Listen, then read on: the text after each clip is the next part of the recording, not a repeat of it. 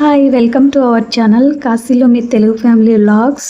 ఒక తెలుగు ఫ్యామిలీ వచ్చిందని చెప్పాను కదా, ఆల్రెడీ షార్ట్స్లో అయితే అప్లోడ్ చేశాను వీడియో. వ్యూస్ ఎక్కువ కూడా వచ్చినాయి అనమాట. ఆ అంకుల్ ఆంటీ వాళ్ళు అయితే వస్తున్నారు ఇంటికి. డిన్నర్కి అయితే ఇన్వైట్ చేసాం. మా ఇంటికి ఎప్పటి నుంచో పిలుస్తున్నాం, భోజనానికి రండి అంకుల్ రండి అంటుంటే వాళ్ళేమో మీరేమో చిన్నపిల్లలు, మేము మీ దగ్గర ఎలా తింటామమ్మా అంటున్నారు వాళ్ళు. బలవంతం మీద అయితే ఈరోజు అయితే వస్తున్నారు. వాళ్ళ కోసం ఏ వంటలు చేస్తాను, ఎలా ప్రిపేర్ చేస్తాను ఈ వీడియోలో చూసేయండి. వెజ్ కర్రీస్ వండాలంటే చాలా కష్టం. నాన్ వెజ్లో అయితే ఏదో ఒక వెరైటీస్ అయితే దొరుకుతాయి. వెజ్లో అయితే ఒక్కొక్కళ్ళు ఒక్కొక్క కాయగూర తినరు కదా, మళ్ళీ నేను వండిని తింటారో లేదో అని చెప్పి నా ప్రయత్నాలు మామూలుగా చేయలేను నేను.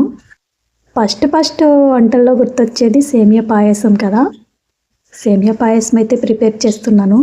మనం చేసే వంటలు నచ్చుతాయో లేదో, మళ్ళీ స్వీట్ ఎక్కువైతే మళ్ళీ కష్టం, సాల్ట్ ఎక్కువైతే కష్టం, మసాలాలు ఎక్కువైతే కష్టం, ఇవన్నీ ఆలోచించుకుంటూనే చేస్తున్నాను అనమాట.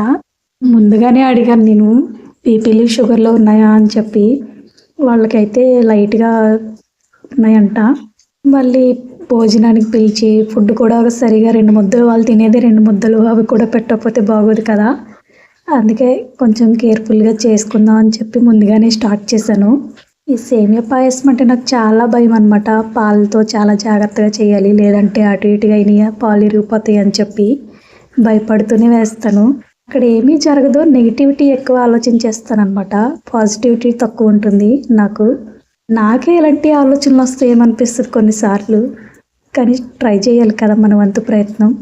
సేమియా పాయసం అయితే రెడీ చేస్తున్నాను. ఈలోపు మా పాప ఎత్తుకోమని చెప్పింది, ఇంకా ఆవిడని ఎత్తుకుని తిప్పుతున్నాను అనమాట. ఆవిడ కూడా టేస్ట్ చేస్తానని చెప్పి వేలు చూపిస్తుంది.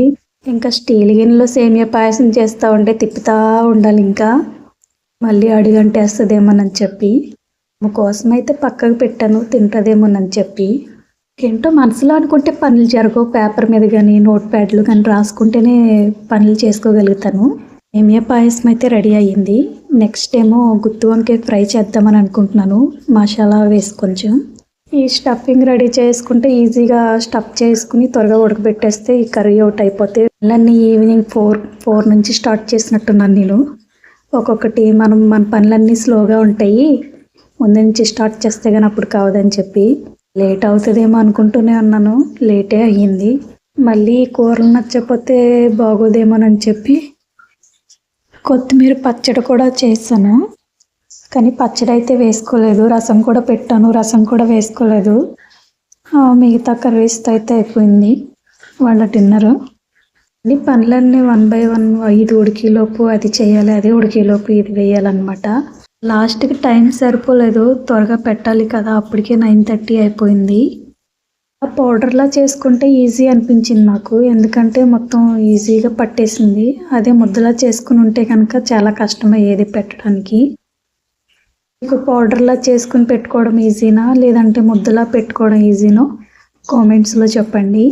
గుత్తి వంకాయ ఫ్రై అయితే వేస్తున్నాను, ఆయిల్ వేసి అవన్నీ పెడుతున్నాను అనమాట. వంకాయలు గుత్తి వంకాయ వండుకుంటే ఏ వంకాయలతో వండుకుంటారో కామెంట్స్లో చెప్పండి.